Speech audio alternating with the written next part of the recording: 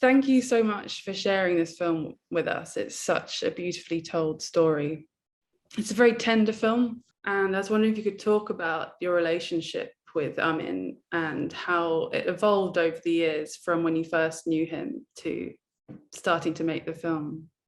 So we met in the small village when I was 15, and he arrived and he was 16. And there were like 400 or 500 people in the village, so not a lot of boys at my own age. So pretty soon we became good friends, and we went to high school together. So we met every morning going to high school, and I of course knew that he had a backstory, but he didn't want to talk about it. So for me, it was just another friend, someone in the town I could hang out with, and we spent a lot of time together. In the beginning, it was just going back and forth and talking and watching movies together. And later on, we went out to bars and even later, clubbing and cinemas and having fun. And we've kept in touch all these years. We've traveled together. I visited him a lot when he was in the States. So yeah, we've just been through a lot together. So it feels like we kind of grew up together from being big boys to being adults. Yeah, I suppose in that time as well, you became a filmmaker. So at what point did you decide to make a film about his, and how was Amin part of the process? Well, of course, I was always curious about his story. And I have a background in radio documentary, and I asked him, I think like 15 years ago, if I could do a radio documentary about his story. And he then said that he wasn't ready, but that he knew that he would have to tell his story at some point. And when he was ready, he would like to do it to me. And then years passed again, and I was invited for this workshop here in Denmark called Anidocs. It's like a film school here in Denmark, where they gathered animators and documentary filmmakers to develop ideas for animated docs. And they asked me if I had an idea, and I then thought about his story and asked him if he would be interested in telling his story as an animated doc, and he finally said yes. But also because with the animation we could make him anonymous. And of course, he's been a key partner in the process of making the film. First of all, telling the story, but also I think I did like between 15 and 20 interviews in a span of like three or 4 years. And I then transcribed everything and made a kind of script from it that he read and gave comments on. First of all, to see if anything was factually wrong, but also if I'd left out things that he felt was really key to understand his story.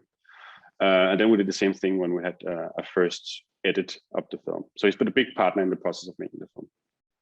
And I think the struggle to tell the story also seems a key part of the story. And I was wondering if you could talk about your choice to include this struggle and also to include yourself in the animation. It's been clear always that it's been hard for him to talk about his past. In the beginning, he didn't want to talk about it at all. So I knew that when we started, that it would take a while. And one of the first things he said when I started the first interviews was that it would have to take a while for him to tell the whole story because he wasn't ready to tell everything yet. So slowly it kind of evolved, and he could tell more and more. And because this was such a big part of the process, I thought it should be included in the film, because this is very much a story about coming to terms with your past, and this process of doing that needed to be in the film. I know this from the outside, this is a refugee story, but for me, this is a story about my friend.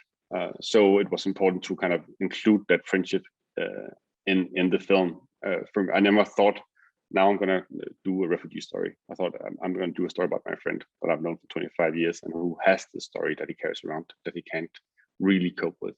So I never thought about doing the film without me in it. The animation is something that I think adds a really sensory depth to the memories, and it's stunning. And I was wondering if you could talk about your artistic choices.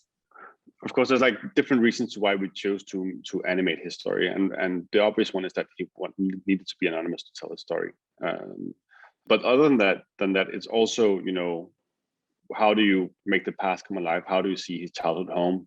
And also, this is very much a story about memory and trauma. And with the animation, we could really be more expressive than we could be with the camera.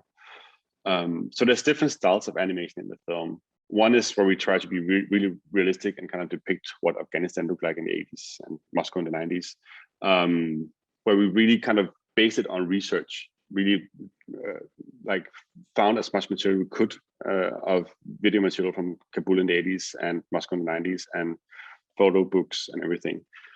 But then the other thing was these parts where and you can kind of sense it when he's talking. Sometimes he starts talking about something that's really hard to talk about, and he then slowed down in the way in his way of talking.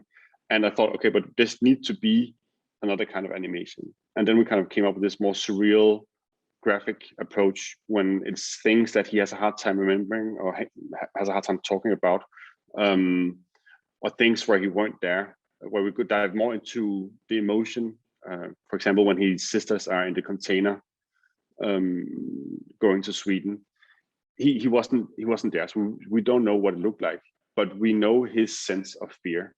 We understand how afraid he and his brother and mother must have been, sitting just waiting for the call and just trying to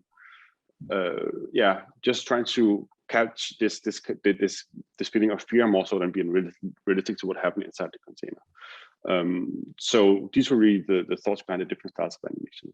And then, of course, for the realistic animation, we spent a lot of time doing research on what styles we want, and we really looked to actually painters and photographers. We looked a lot at Edward Hopper's paintings for light and color, and for compositions we looked at Ray K. Metzger, a photographer, and a Russian photographer called Alexander Gronsky. So it was really finding the right artistic matches to find a style that could capture Amin's story. That Edward Hopper influence really comes through in the sense of waiting you get in Edward Hopper paintings too, and you have that sense of time and waiting coming through in your film. But the music as well is something that it evokes a certain point of time that also jars with, so there's the heaviness of what's going on, and then all of a sudden you've got like Roxette, Joyride. And I was wondering if you could talk about the music and how you chose which songs you'd include in it. Well, so actually from like the very first interview I did with Amin, I asked him to think back to like one of his childhood memories, the first memories. And he pretty fast really started to talk about this pink Walkman he had when he was a kid, and about the music he listened to. So pretty much the music you hear in the film are like from the playlist he had on his Walkman back in the 80s and 90s, listening to A.H.A., Whitney Houston, Madonna, Roxette, Ace of Base, all these things that I also listened to. And to me, that was kind of surprising for some reason. So I thought, well, maybe that's surprising to other people as well. If you arrive in Kabul and it's not some kind of Middle Eastern instrument you hear, but it's actually A.H.A. instead. Mm-hmm. And also because it is, Amin's story is tough, but he's on the run for 5 years. He's fleeing for 5 years. And in those 5 years, there's also, of course, moments of joy and happiness. And for the sequence with Roxette, he's falling in love. And I thought it's kind of course, we need that in there as well.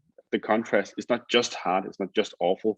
There's also being together with family and meeting people you feel are interesting.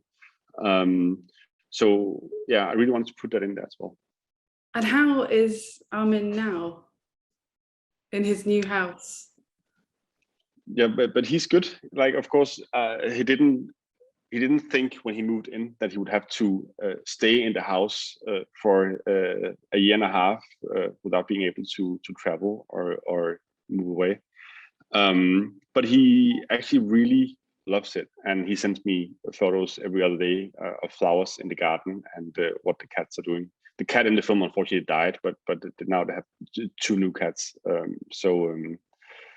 It seems like he really loves it. Yeah, it's a really beautiful moment in the film as well, when it sort of dissolves into live action. You know, it sort of takes you to the present.